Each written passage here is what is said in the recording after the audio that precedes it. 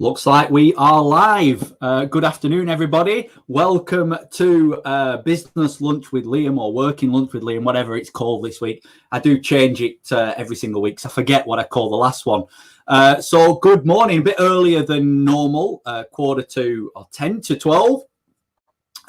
Just to give you a little bit of a background, do this twice a week. It spreads a little bit of information about local businesses in the Northwest, sometimes beyond, hopefully in the future. We've got some really good guests coming up in the future, some special guests, which I'll announce later on. But we're here. It's Wednesday, and this week I am joined by Melissa Cooper from Berry's Solicitors. Good afternoon. Hello, good morning. Oh, good afternoon. No, it's morning. Oh, morning. It's morning. Good morning. Where do you find yourself today? So I'm currently in Burnley, which is very, very sunny today. And I am sat in my living room. So just looking outside the window, thinking I can't wait to get out. Yeah. Are you spending much time working outside at the minute, or are you stuck in a study somewhere, or at your dining room table? So I'm in the spare room usually, and it's not practical to work outside because I'd have papers flying everywhere. I wouldn't be able to see the computer screen, although I have seen that incredible thing where people put a cardboard box around the computer so that they can see the screen. Yeah, so that they can see the screen outside and can enjoy the sun while working outside, but it's just not practical for me to do that. No, not fair enough. So, Berry's Solicitors. You're a solicitor there. You work on conveyancing, wills, and probate. Tell us just a little bit about Berry's Solicitors and what's it all about. Yes, so of course we are a small local firm specialising in wills, probate, powers of attorney, and residential conveyancing. We like to think we're very, very different from your high street firm because we're not sort of tied into policies where we've got particular things that we need to do or cut corners on. So every client is treated as if they are an extended family member of ours. So we try and look after them as well as possible. So yeah, that's just sort of like a roundup of everything we do, because it's quite self-explanatory. Everybody sort of knows. Do they though? Does everybody know, do you think, what a solicitor does?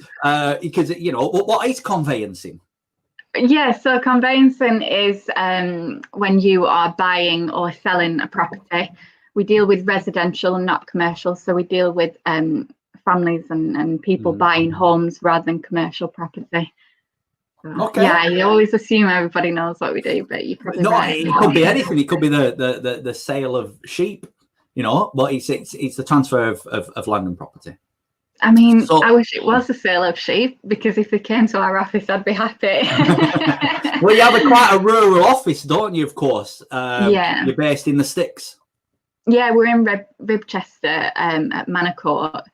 So we've just recently moved to a different side of the office. So we used to have horses passing by every so often, but now we can see the sheep at the back of the office, which was nice. And forgive me saying, but it's quite a girly office. You are female dominated, which makes you slightly different from the norm of most solicitors' practices. Yeah, and I think that's what's really impressive about us, because a lot of professions are male dominated, especially in the law profession. The majority of partners in the big firms are males. So it's really impressive to have a female-run solicitors firm. So we actually have, we're not prejudiced or anything, but it's just happened that we've actually got 8 females and 1 male. So our male, Chris, who's absolutely wonderful, he's 45 years qualified, and he is incredible. He's trained a lot of us because he's so qualified, and there isn't a thing the guy doesn't know. But yeah, it's pretty unusual and amazing to be in a female focused firm. So you're currently working from home. How's that transition been from being in a busy office to being at home? Well, it's just been helpful because you've got a lot less distractions at home. Yeah. So we don't have clients dropping by.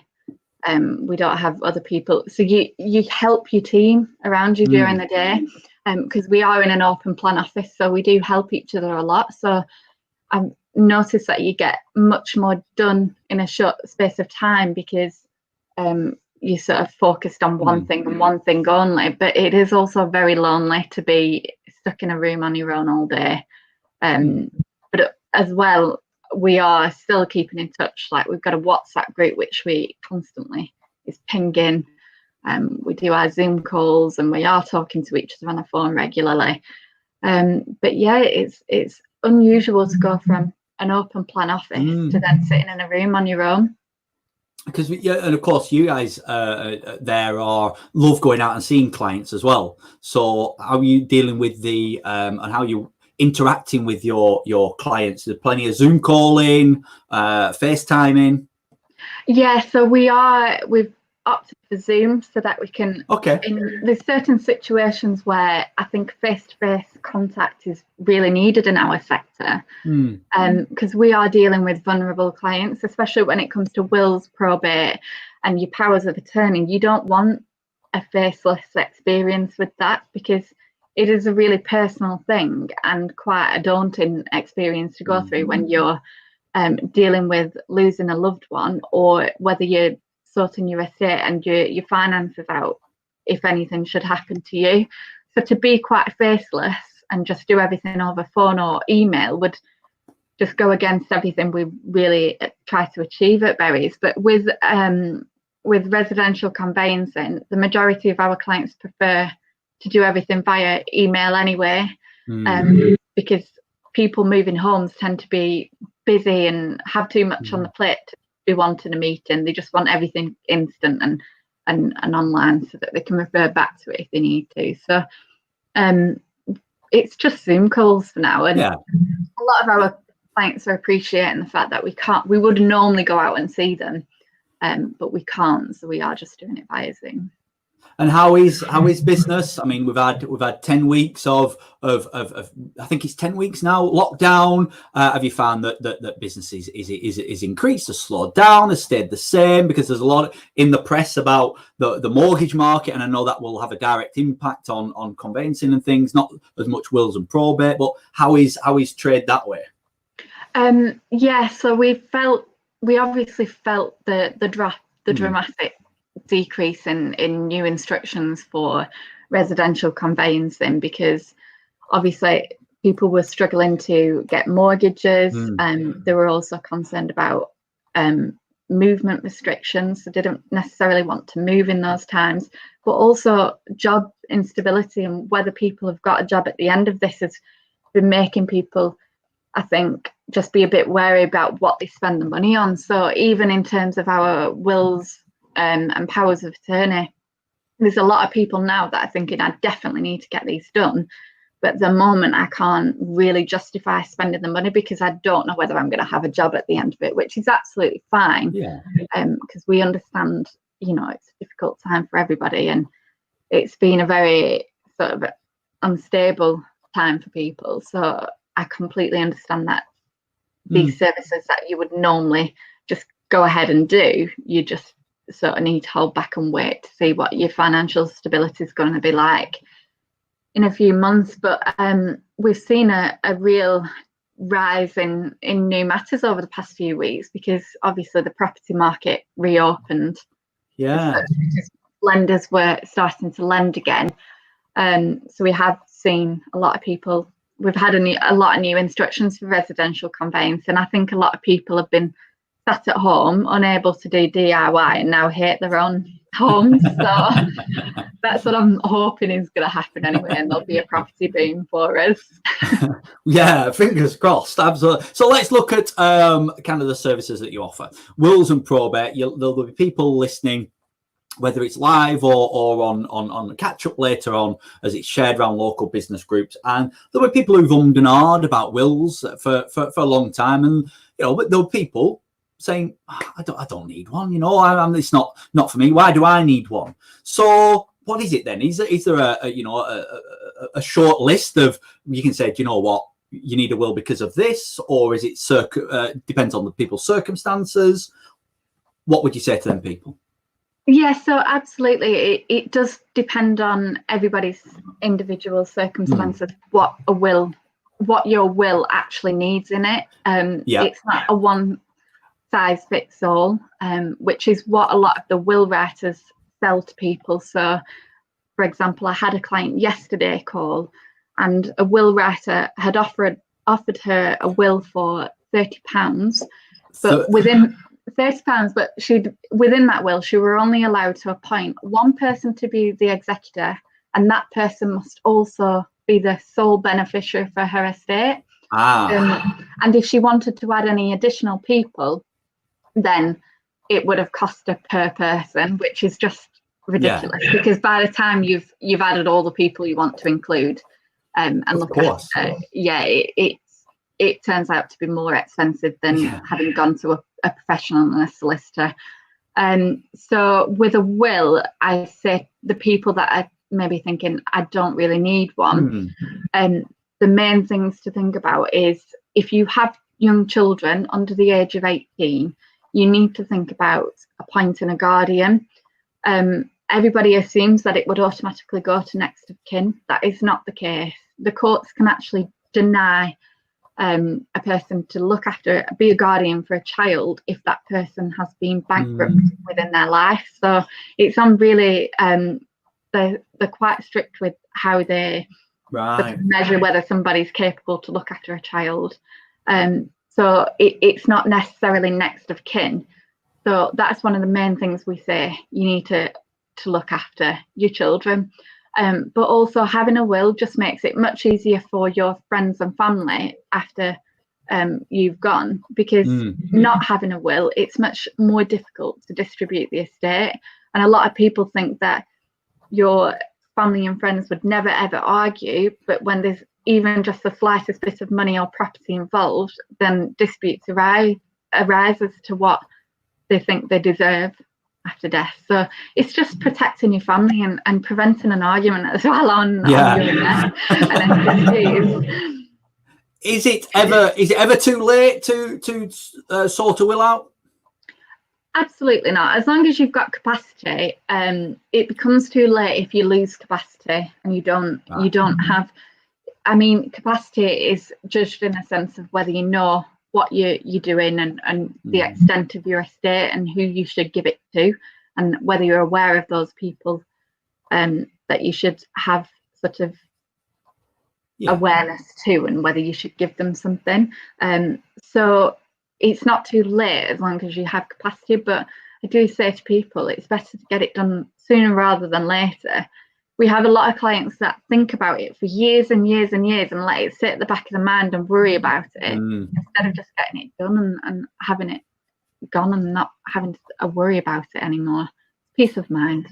Absolutely, and that's similar to lasting power of attorneys, which you also can act for a client on.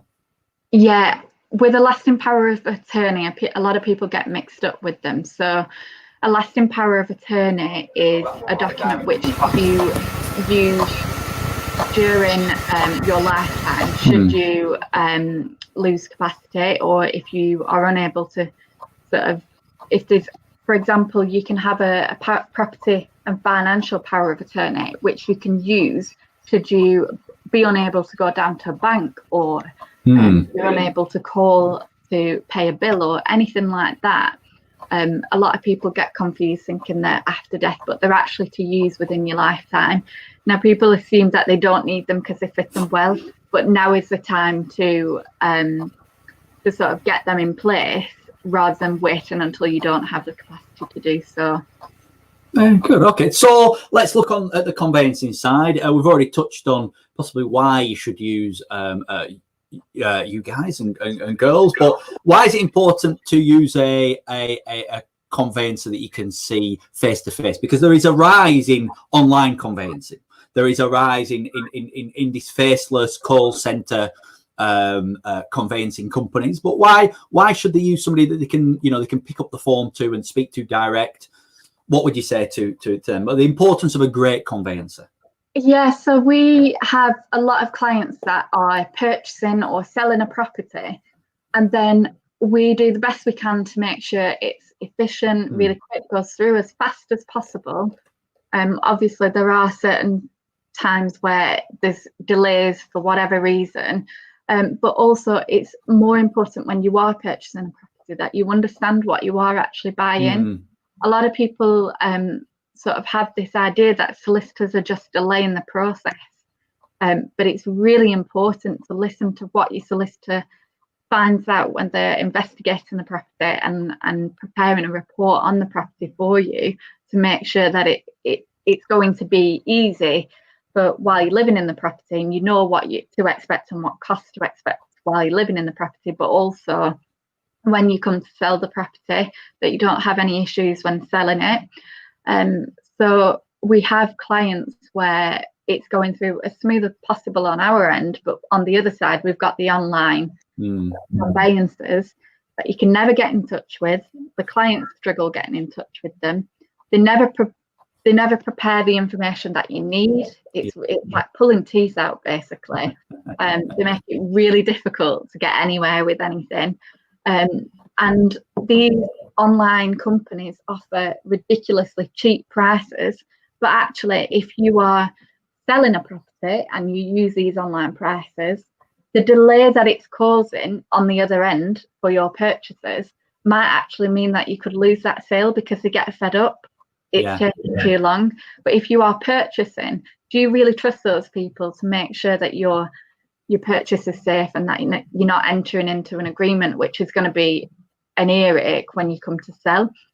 So we just work completely differently to these online people, where it is sort of a protocol that they go down, and it's not, they don't go above and beyond for you. It's just the basic standard. So it can often mean that it's more costly for you because there are hidden costs, or you'll try and take shortcuts, which would mean that you've got more costs involved, or it will just slow the process down incredibly, that you could end up losing your buyer if you're selling, or you could end up losing a property you want to purchase because the seller gets fed up of you. So it's just really important to get somebody that's going to be efficient for you. Which is you, to be fair. Yes. This is something that we haven't discussed before. We've had a previous conversation about what questions I may ask. But have you had any unusual conveyances? Is there things that conveyancing you think that's going to be maybe slightly difficult or slightly unusual? Can you bring to mind a case what's been maybe a bit unusual?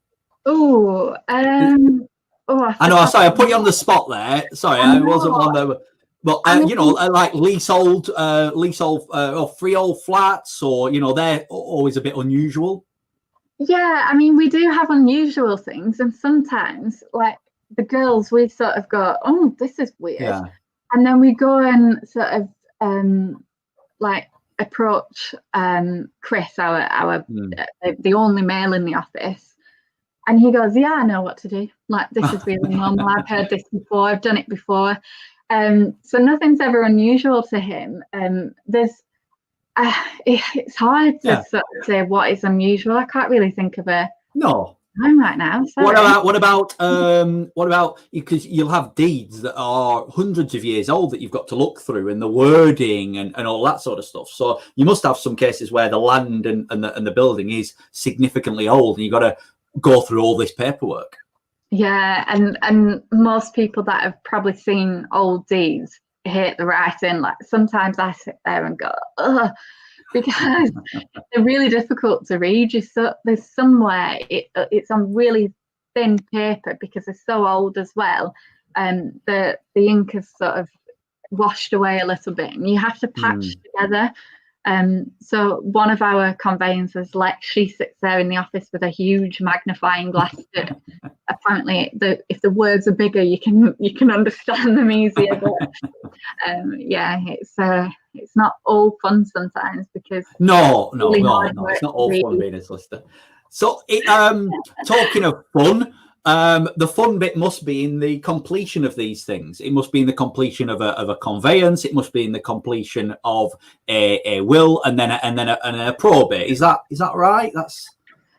I mean, yeah. When people, it's really fun to see people move into a property that they've been, because you get a lot of clients that you just dying to move in, and they're really excited. So it's lovely to see people move into their new homes.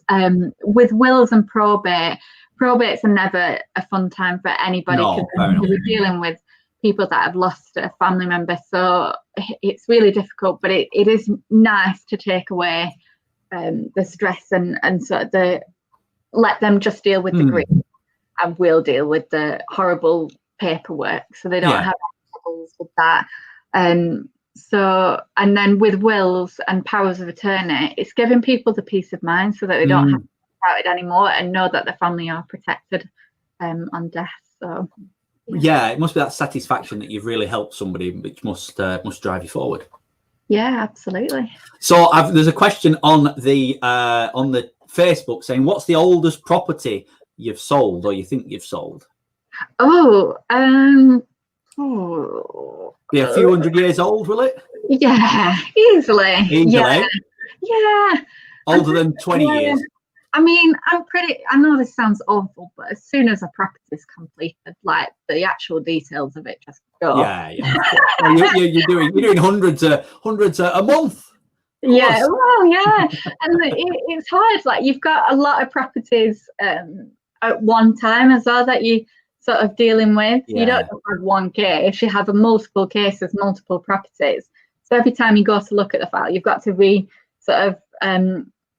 look at it over again, because you've already forgotten what the property is, So there's a lot of information to try and retain, and I mean, my brain's big, but it's not that big. That was my next point, that your brain is significantly larger than most people's.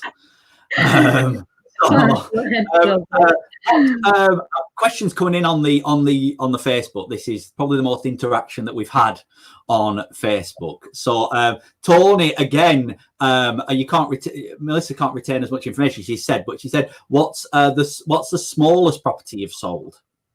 Oh, the smallest. Now, we often get flats a lot.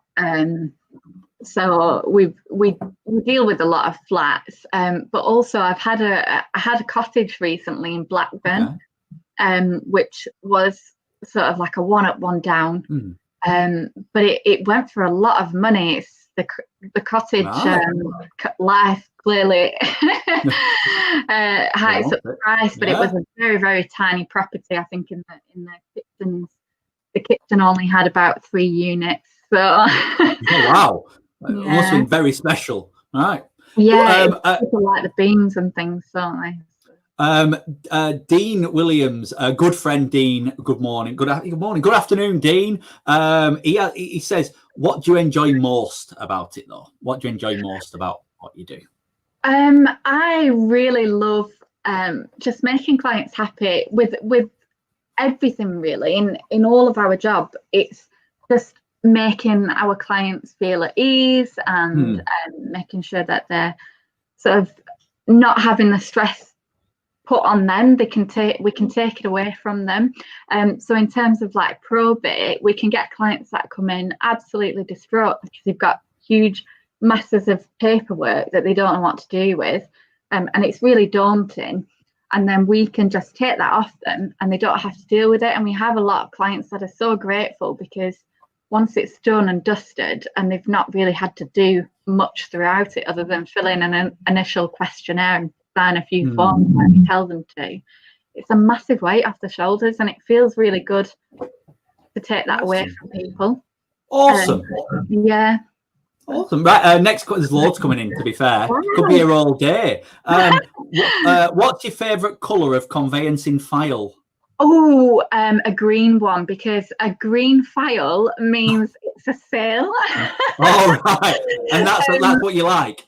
Oh, I love a sale, because I mean, I love a purchase as well. I do get really into my reports on titles for clients. I like to colour code leases and colour code So documents, I know which document to refer to. I get a bit OCD about it.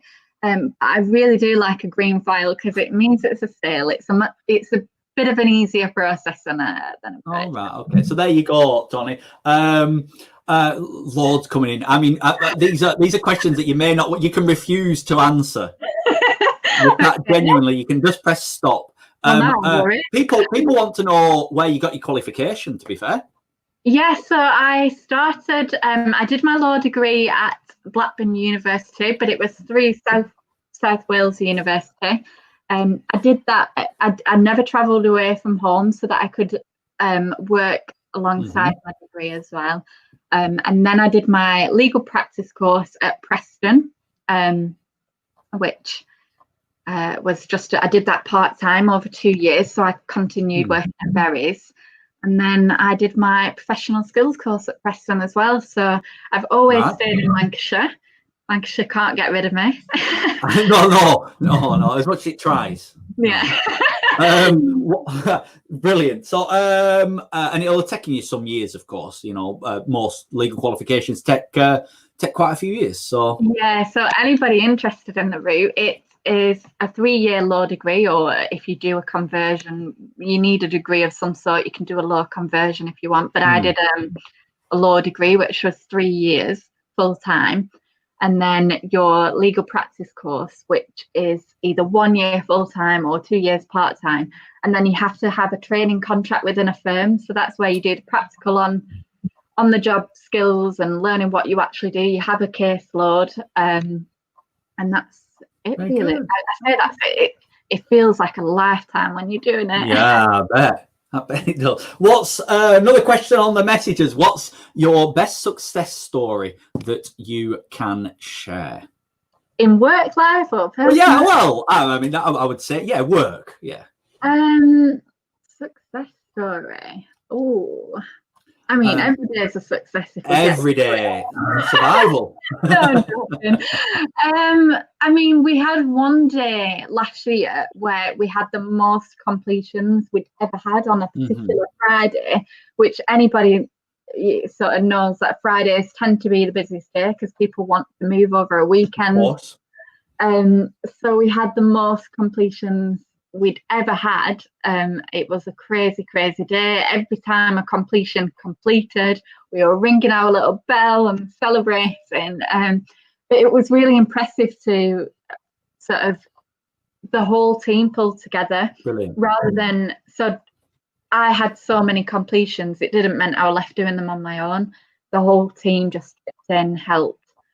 So we had one person sort of dealing with the accounts, another person dealing with the paperwork, and another person ringing the clients saying, "You completed, you can move."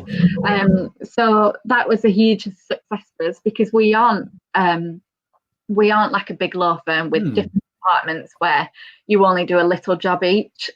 So we do the whole matter ourselves, and it's from start to finish. So it was really nice to sort of have that amount of work and all pull together as a big one big team. Mega. Right, well, we've got 2 minutes left. It's flown by, to be fair, half an hour. Last question, well, 2 questions. One is from one of my life partners, Tony Greenwood, on Facebook, who says, "What's your favourite page in the Law Society Housing Law Handbook, 2nd edition?" Yeah, I know. Just at page 20. The last one. The last one, Tony. Yeah. Exactly right. You've got to it. The last one. Thank you for your message, Tony. I really appreciate it. Final question, coming up to half an hour. What have you had, and what are you going to be having for your lunch? Oh, I'm hoping some soup today. I got some fresh soup and some crusty bread. People will want to know the flavour.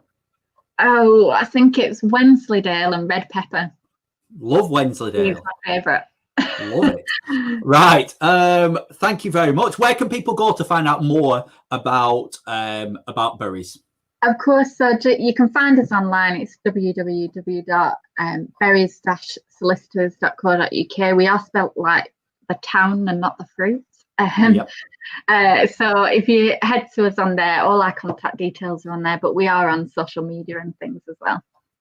Excellent. Thank you very much. Enjoy the rest of your day, and we will see you soon. I'll see you back on this channel 12:30 next Monday with another guest. Have a great day.